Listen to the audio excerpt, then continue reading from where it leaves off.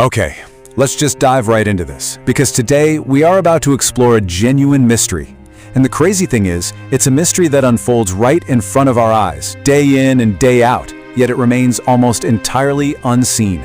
I want you to just imagine a moment with me. It's deep into the night. Down a narrow, dimly lit alley in Dhaka, a small tea stall is absolutely packed, shoulder to shoulder.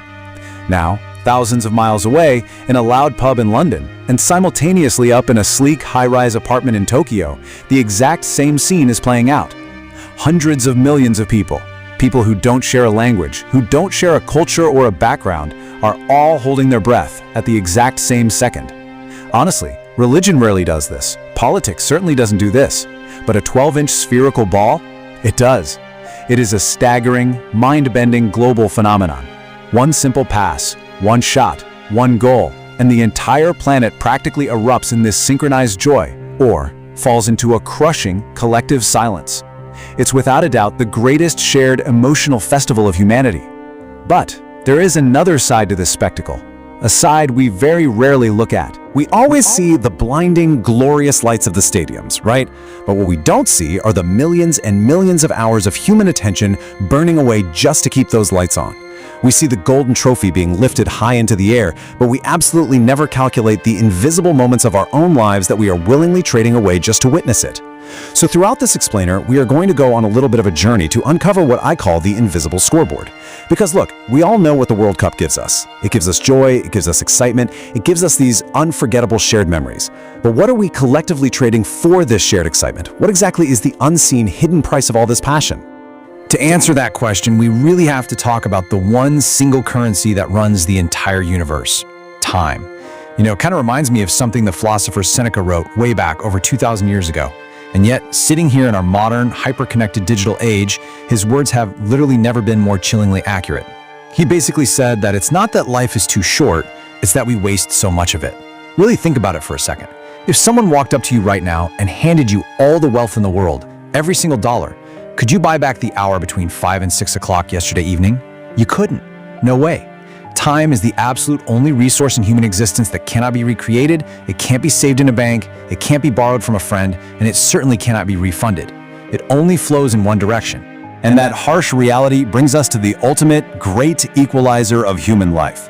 24 hours. You don't get a second more and you don't get a second less. The absolute richest billionaire on the planet, the poorest farmer working in a field, the greatest scientist of our generation, and the most famous athlete on earth, they all wake up every single morning with the exact same deposit of time in their accounts. The profound, undeniable difference between the most successful individuals and the rest of the world is carved entirely out of how those 24 hours are spent. Every great civilization we've ever built, every major scientific breakthrough, every deeply connected, loving family, they were all built by investing this one singular, incredibly finite resource. Now, let's do a little thought experiment together, just to really wrap our heads around the sheer, staggering scale of global attention.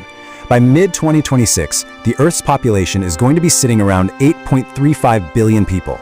Let's be super conservative here. Let's just imagine that every person on Earth spends just 5 hours watching a single World Cup tournament. We're not talking 50 hours, which many hardcore fans easily do, just 5 hours. If we multiply 8.35 billion people by 5 hours, we arrive at a number that is so staggering it's almost incomprehensible to the human brain: 41.75 billion human hours. I really want you to let that sink in for a moment. 41.75 billion hours. If you convert that, it translates to roughly 4.77 million years. 4.77 million years of collective human time, all poured into a single month-long event. Just stop and ask yourself, what could have been built with 4.77 million years of human potential? Seriously, how many life-saving scientific discoveries were delayed because of that? How many new languages could have been learned? How many revolutionary businesses could have been started in that time? How many profound, beautiful pieces of art were just never painted? You see, time isn't just the ticking of a clock on your wall. Time is literal potential. Every single minute is a possibility. So, the absolutely crucial point here is understanding a really fundamental concept from economics, and it's called opportunity cost. Basically, it is the invisible price of any choice you make. When you sit down and choose to watch a football match, it's not inherently a bad thing, but the true cost of watching it isn't zero, it's not free. The cost is the exact value of whatever else you could have potentially done with that time. We've literally all been there, right?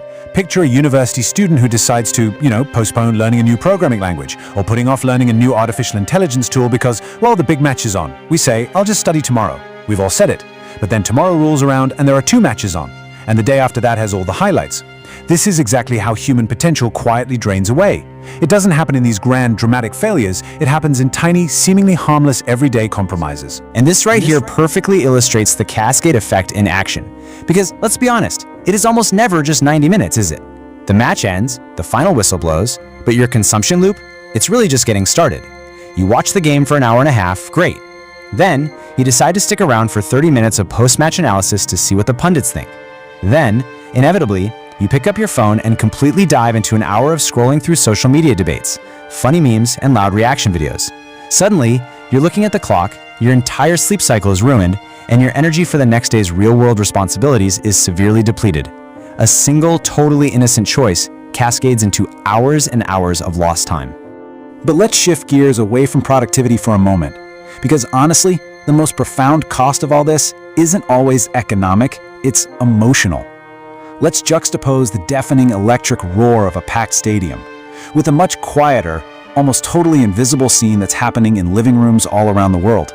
I'm talking about the quiet tragedy of a little child holding up a new drawing, just waiting and waiting for a distracted parent to finally look away from the glowing screen. There is a really poignant story I've heard about the empty chair. Imagine a family dinner. Everyone is physically present at the table, eating together. But mentally, the parents are completely absorbed by the scoreline flashing on the television in the next room. The child is trying to talk, but eventually they just stop trying to share their day and quietly retreat to their bedroom. Now, nothing dramatic happened here. There were no arguments, no slam doors, but a tiny, incredibly fragile moment of human connection was permanently lost. And psychologists will tell us time and time again that children do not remember who their parents rooted for. They remember who actually listened to them. They remember who looked them in the eye. Just think about these moments. A child proudly showing off their very first drawing. The pure joy of teaching them to ride a bike without training wheels. A deeply quiet, meaningful evening conversation with an aging parent.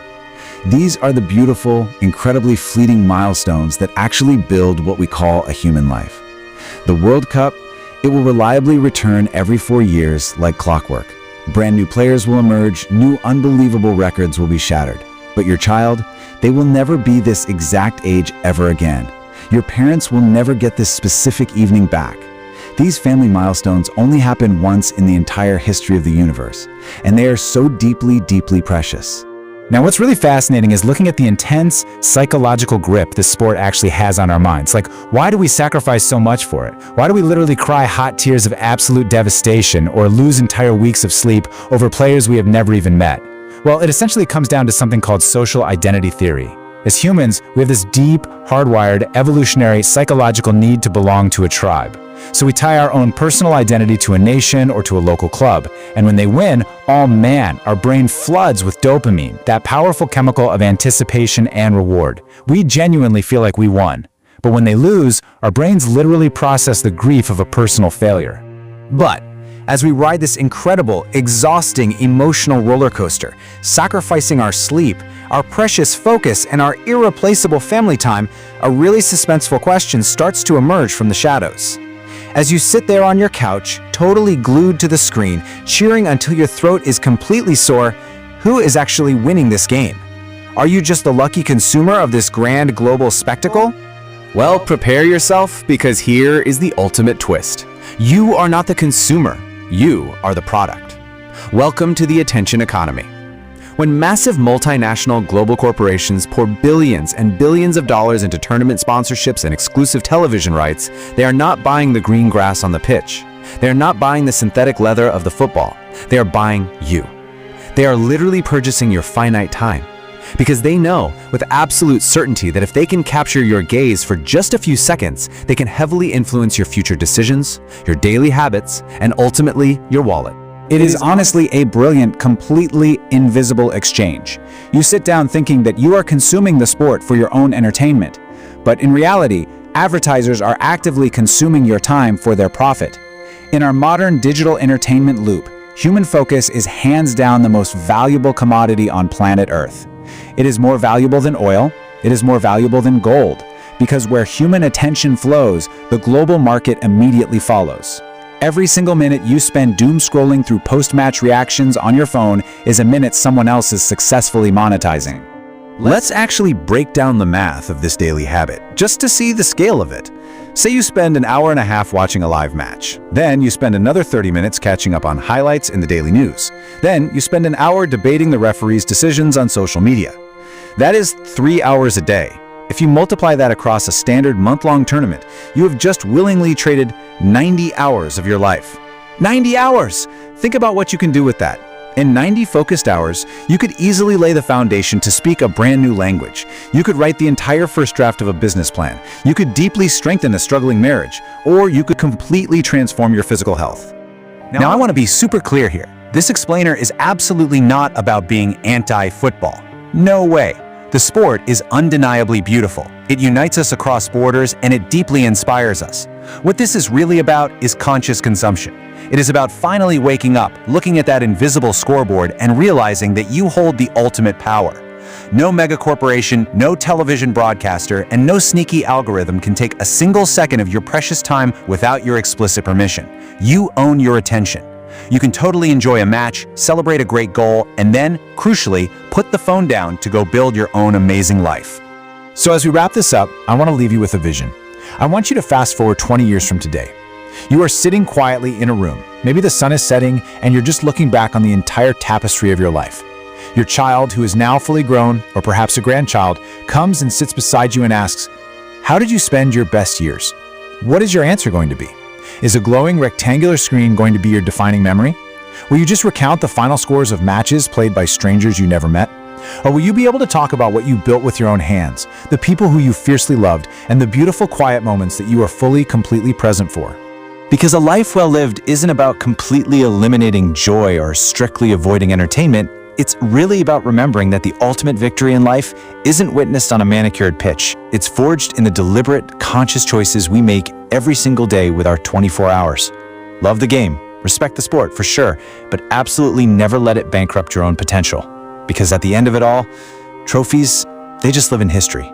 But time, your time, lives in our hearts. So the only question left is, how will you spend yours today?